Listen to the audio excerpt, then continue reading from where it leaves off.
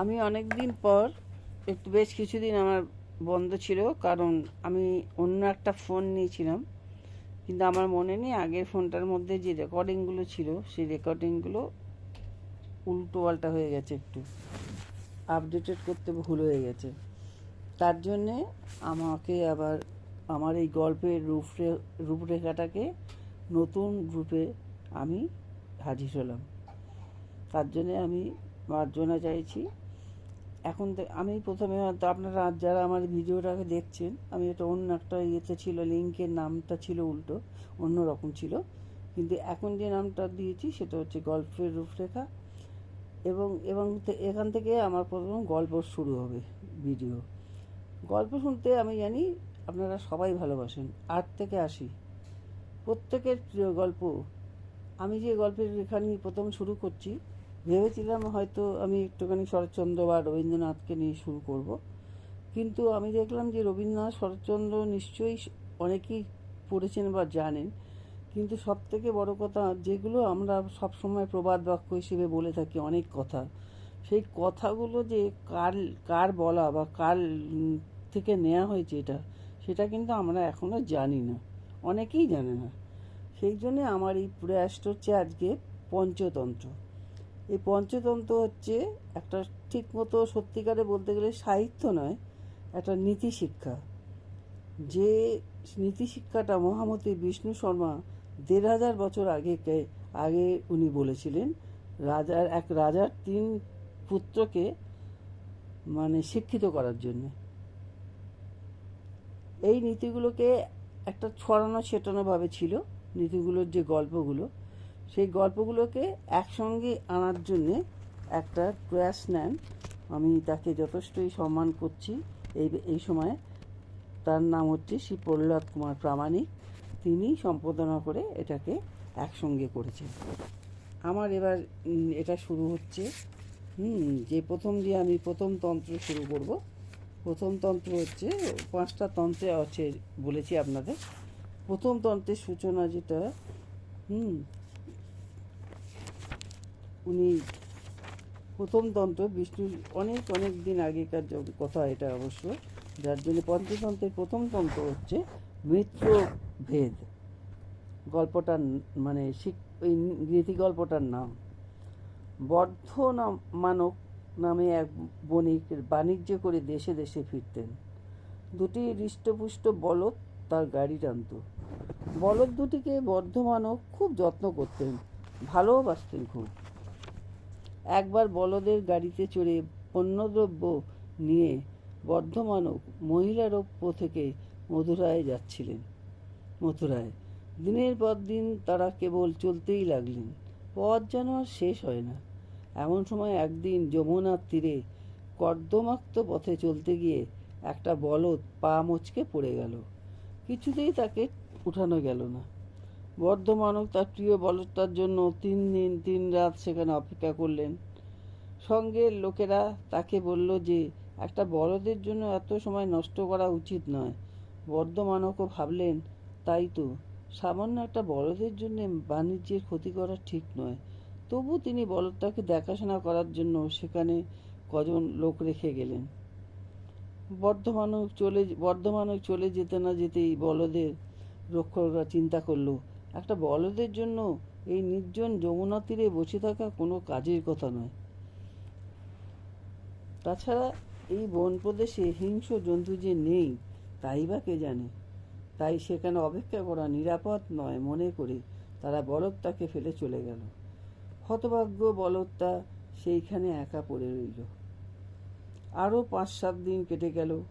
যমুনা তীরের নির্মল বায়ুতে আর পুষ্টিকর কচি ঘাসের গুণে বলদটা উঠে দাঁড়ালো এবং খুঁড়িয়ে খুঁড়িয়ে চলতে লাগলো। ক্রমে বলদটা সুস্থ হয়ে উঠল। তার মচকানো পা ঠিক হয়ে গেল। ব্যথা বেদনা কিছুই রইল না। অধিকন্তু খেয়ে খেয়ে সে বেশ মোটাসোটা গোলগাল হয়ে উঠল। ঘাসের লোভে আর দেশে ফেরবার পথ না জানা থাকায় বলদটা সেখানেই রয়ে গেল। দিনের বেলা সে যমুনার তীরে তীরে ঘাস খেয়ে বেড়ায় আর মাঝে মাঝে গভীর গর্জন করে ওঠে। তার সেই গর্জন পাহাড়ে পাহাড়ে প্রতিধ্বনিত হয়ে সমস্ত বনটাকে যেন কাঁপিয়ে তোলে। রাত হলে সে পাহাড়ের কোলে এক গাছের তলায় শুয়ে ঘুমোয়। এইভাবে তার দিন কাটে। পিঙ্গলক নামে এক ভয়ঙ্কর সিংহ ছিল সেই বনের রাজা। পাত্র, মিত্র, মন্ত্রী আর অনুচরের শিক্ষা রাজা পিঙ্গলক শিকারে বেরিয়েছিলেন। অনুচর নিয়ে রাজা সিংহ শিকারে বেরিয়েছিলেন। শিকারের চেষ্টায় ঘুরতে ঘুরতে পিঙ্গলকের বড় তেষ্টা পেয়ে গেল। যমুনার মিষ্টি জল পান করে তেষ্টা মেটাবার জন্যে যেমনি সে নেমে এলো যমুনার জলে, অমনি দূরে সেই বলদটা গভীর গর্জন করে উঠল। গর্জন শুনে পশুরাজ পিঙ্গলক বড় ভয় পেয়ে গেল। সে ভাবল, এ আবার কোন ভয়ঙ্কর প্রাণীর গর্জন হবে? এ নিশ্চয়ই আমার চেয়েও বলবান। কি জানি যদি জলপানের সুযোগে আমায় আক্রমণ করে। এই ভয়ে জলপান না করেই পিঙ্গলক চলে এলো। রাজাকে ভীত দেখে তার অনুচরেরাও কম ভীত হয়নি। এদিকে কিছু দূরে গাছের আড়ালে বসেছিল দুই শিয়াল বন্ধু, কর্তক আর দমনক। এরা ছিল মহারাজ পশু সিংহের মন্ত্রীপুত্র। কিন্তু কোনো কারণে এরা অধিকারচ্যুত হয়ে মনের দুঃখে ফিরত। পিঙ্গলক এদের দু চোখে দেখতে পারত না। দুই শেয়াল বন্ধুর মধ্যে দমনক ছিল বেশি চতুর। সে বলল, বন্ধু কর্তক, এই সুযোগে ভীরু রাজার মন্ত্রিত্ব আবার পেতে পারি। কর্তক, কেমন করে শুনি? পশুরাজ পিঙ্গলক তো আমাদের দু চোখে দেখতে পারেন না। দমনক, এবার একটা সুযোগ পাওয়া গেল। রাজা ভীত হয়েছে, মন্ত্রীরা আরও বেশি। এখন আমি যদি রাজার ভয়ের কারণ দূর করতে পারি, তবে মন্ত্রিত্ব তো হাতের মুঠোয়। কর্তক, দেখো বন্ধু, ব্যাপার করতে যেও না, ওতে বিপদ আছে। বেশি কি করতে গিয়ে সেই চপল বানরের অবস্থা না হয়। দমনক জিজ্ঞেস করলো, সে আবার কি? তখন কর্তক অতি চালাকের গলায় দড়ি গল্পটি বলল। অতি চালাকের গলায় দড়ি। কোনো ধনবান ব্যক্তির প্রকাণ্ড একটা বাগান ছিল। নানা ধরনের বড় গাছপালা ছিল সেই বাগানের শোভা। সেই ধনবান ব্যক্তির ইচ্ছা ছিল বাগানটাকে কেটে সেখানে সুন্দর এক মন্দির তৈরি করবেন। তার আদেশে লোকজন লেগে গেল বাগানের গাছ কাটতে। কেউ কেউ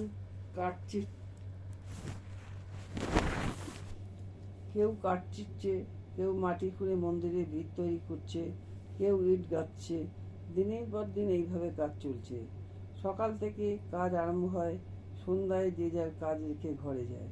সারাটা দিন সেই বাগান যেমন লোকের কোলাহলে মুখর হয়ে থাকে, বিকেলে লোকজন চলে গেলে তেমনি নিস্তব্ধ হয়ে পড়ে। এমনি এক অপরাহ্নে লোকজনেরা কাজকর্ম রেখে সেদিনের মতো ঘরে চলে গেল। এমন সময়ে কোথা থেকে একদল বানর এসে সেই বাগানটা দখল করে বসলো। সেদিন সন্ধ্যার প্রাক্কালে বাগানটা আর নিস্তব্ধ রইল না। বানরদের হুটোপুটিতে আর চেঁচামেচিতে তোলপাড় হতে লাগলো। বানরদের স্বভাব বড় চঞ্চল। তারা যা পায় তাই ভাঙে, টানে, উপড়ে রাখে। দিন ধরে মজুরেরা যে কাজ করে রেখে গেছে, বানররা কয়েক মুহূর্তে তা লণ্ডভণ্ড করে দিল। এমন কোনো জিনিস রইল না যা তাদের নজরে পড়েনি, যাতে তারা হাত দেয়নি। এমন কোনো অপকর্ম ছিল না যা তারা করেনি। এই চঞ্চল বানর দলের মধ্যে একটি ছিল অধিক চঞ্চল। বুদ্ধির অহংকার ছিল তার খুব। সে নিজেকে বেশি চালাক মনে করত। সে চেয়ে দেখল মস্ত একটা কাঠের গুঁড়ি অর্ধেক চেরা হয়ে পড়ে আছে। সঙ্গে সঙ্গে তার মাথায় একটা বুদ্ধি খেলে গেল। এক লাফে সে গিয়ে সেই পরম লোভনীয় আসনটায় চড়ে বসল। কাঠের চেরা ফাঁকটার মধ্যে দিয়ে সে তার ল্যাজটা ঝুলিয়ে দিল। অন্য বানরদের ডেকে বলল সে, দেখ দেখ, আমি রাজা হয়েছি, কেমন আমার সিংহাসন। অন্যান্য বানর সেই লোভনীয় আসনটা দেখে লুব্ধ হয়েছিল নিশ্চয়, কিন্তু সদ্য সিংহাসন লাভ করে সেই বানরটি অপরের দিকে তাকাবার অবসর কোথায়? সে দেখল তার সামনে তার সিংহাসনে একটি গোঁজ দেয়া রয়েছে। দুর্বুদ্ধি সেই বানর ভাবল, রাজার সিংহাসনে আবার গোঁজ থাকবে কেন? গোঁজটাকে আমি তুলে ফেলি। এই ভেবে টানতে টানতে সে যেমনি গোঁজটাকে উপড়ে ফেললো, অমনি চেরা কাঠের ফাঁকটা জোরে বন্ধ হয়ে গেল। সঙ্গে সঙ্গে অতি চালাক বানরটির লেজ শক্তভাবে আটকে গেল। সে চিৎকার করে উঠল। তারপর সারা রাত ধরে লেজ টানাটানি করে ক্ষতবিক্ষত হয়ে সেই অতি বুদ্ধিমান বানরটি মারা গেল। গল্প শেষ করে কট্টক বলল, বন্ধু দমনক, যে অনধিকার চর্চা করে বা বেশি চালাকি করতে যায় তার এমনি বিপদ হয়। দমনক বলল, বন্ধু, বুদ্ধিতেই কাজ হয়, গায়ের জোরে নয়। রাজা পিঙ্গলক ভয় পেয়েছেন, এই সুযোগে তার প্রিয়পাত্র হব। কট্টক, কিন্তু রাজা ভয় পেয়েছেন এ তুমি কেমন করে বুঝলে? দমনক, পণ্ডিতরা বলেন আকার, ইঙ্গিত, গতি, চেষ্টা, বাক্য, নেত্র ও মুখের বিকার দ্বারা মনোভাব বুঝতে পারা যায়। রাজার মুখের দিকে তাকালেই বুঝতে পারবে তিনি ভীত কিনা। কট্টক, তা নয় হলো, কিন্তু কেমন করে তার বিশ্বাসভাজন হবে? দমনক, প্রভুর অভিপ্রায় বুঝে বুদ্ধিমানরা শীঘ্রই তাকে বশ করেন। বুদ্ধি একটা কিছু বার করতে হবে। তুমি দূরে থাকো, আমি রাজা পিঙ্গলকের কাছে যাই। দূর থেকে দমনককে দেখতে পেয়ে পিঙ্গলক বলল, কি হে দমনক, ভালো তো? অনেকদিন তোমার দেখা পাইনি। দমনক রাজাকে অভিবাদন করে বলল, মহারাজের জয় হোক। পিঙ্গলক জিজ্ঞাসা করল, তারপর কি মনে করে? দমনক সবিনয়ে বলল, মহারাজ, আপনার কাছে আমার একটি গোপনীয় কথা আছে। আপনার অনুচরদের সামনে সে কথা বলতে চাই না। যদি তাদের একটু সরে যেতে বলেন ভালো হয়। কেননা পণ্ডিতরা বলেন কোনো মন্তব্য তিনজনের কানে গেলেই ক্রমে তা জানাজানি হয়ে যায়। পশুরাজ পিঙ্গলকের আদেশে অন্যেরা দূরে চলে গেল। দমনক জিজ্ঞাসা করল, মহারাজা ভীত হয়ে বসে বসে কি চিন্তা করছিলেন? পিঙ্গলক মনে মনে চিন্তা করল, এ শিয়াল বড় চতুর। আমার মনের ভাব টের পেল কেমন করে? যদি জানতেই পেরেছে তবে তার গোপন করে কি লাভ? তাই প্রকাশ্যে বলল, প্রিয় দমনক, আজ এই বনে এক ভয়ঙ্কর গর্জন শুনলাম। অনুমান করি কোনো শক্তিমান প্রাণী এই বনে এসেছে। অতএব বন ত্যাগ করে চলে যাব কিনা তাই ভাবছিলাম। দমনক মাথা নেড়ে বলল, মহারাজ, এই সংকল্প আপনি ত্যাগ করুন। গর্জনটা নিশ্চয়ই কোনো প্রাণীর। তার পরাক্রম কেমন তা জানা উচিত নয় কি? কথিত আছে, ভয়ে বা হর্ষে বিবেচনার সহিত যে ব্যক্তি কাজ করে, কোনরূপ হঠকারিতার আশ্রয় করে না, সে কখনো সন্তপ্ত হয় না। পিঙ্গলক বলল, উপযুক্ত কথাই বলেছ বটে, কিন্তু যার গর্জন শুনে ভয় পেয়েছি তার পরাক্রমের পরীক্ষা নিতে সাহস হয় না। দমনক বলল, মহারাজ পিঙ্গলক, আপনার কথা শুনে আমার একটা গল্প মনে পড়ে গেল। গল্পটা এই, গোমায়ু নামে একটা শিয়াল একবার বনের মধ্যে গুড়গুড় শব্দ শুনে ভীষণ ভয় পেল। সে ভাবল বন ছেড়ে অন্য বনে চলে যাবে। তারপর তার কি সুবুদ্ধি হলো, সে মনে মনে ঠিক করলো শব্দটা কিসের তা না দেখে যাবে না।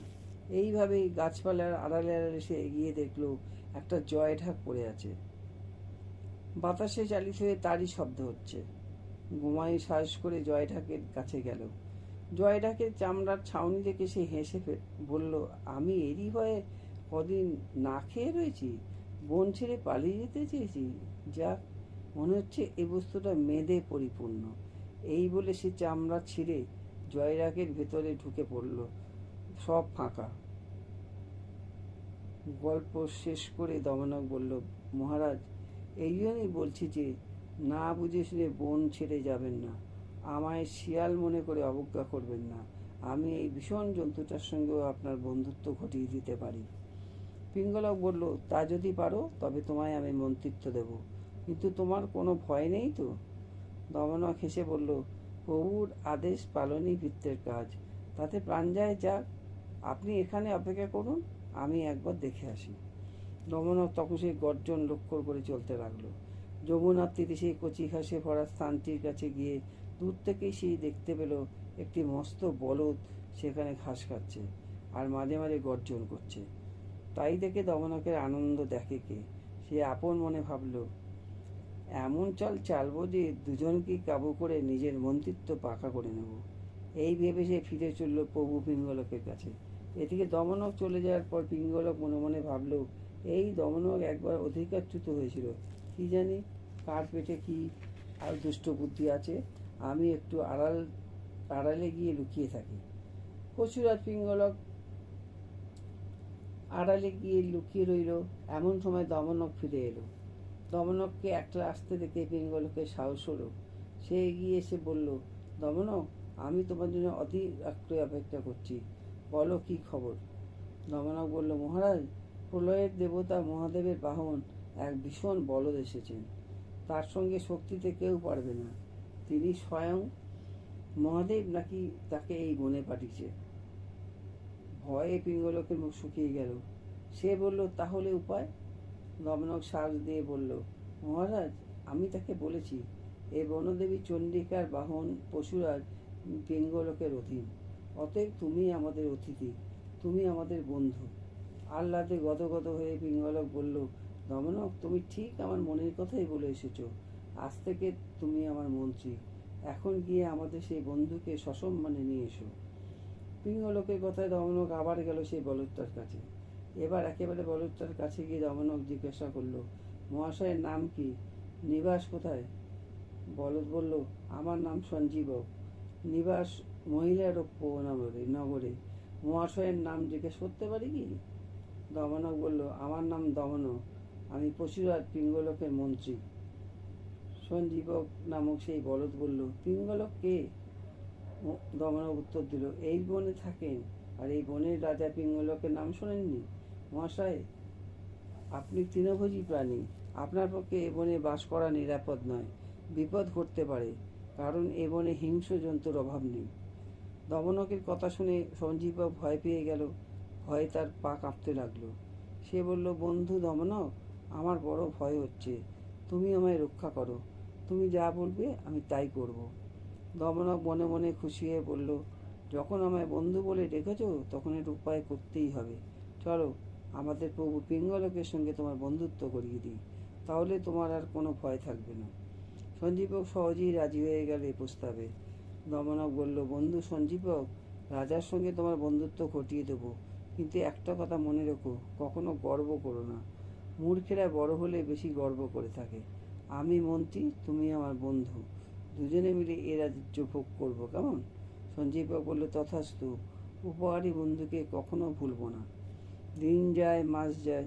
পশুরাজ পিঙ্গলক আর বণিকের পরিত্যক্ত ভারবাহী বলদ ও সঞ্জীবক সুখে দিন কাটায়। দুজনের মধ্যে এমন বন্ধুত্ব হলো যে কেউ কাউকে না দেখে থাকতে পারে না। সারাদিন ধরে তারা একসঙ্গে খায়, দায়, ঘুমায়, গল্প করে, একটি বারও ছাড়াছাড়ি হয় না। সঞ্জীবক নগরের কত বিচিত্র গল্প করে, পিঙ্গলক মুগ্ধ হয়ে শোনে। পিঙ্গলক গল্প করে তার বন্য জীবনের কথা। গল্প করেই দুজনের সময় কাটে। পিঙ্গলকের আর শিকার করবার সময়ই হয় না। তাছাড়া ধার্মিক সঞ্জীবকের সঙ্গে থেকে পিঙ্গলক পশু হত্যা প্রায় বন্ধ করে দিল।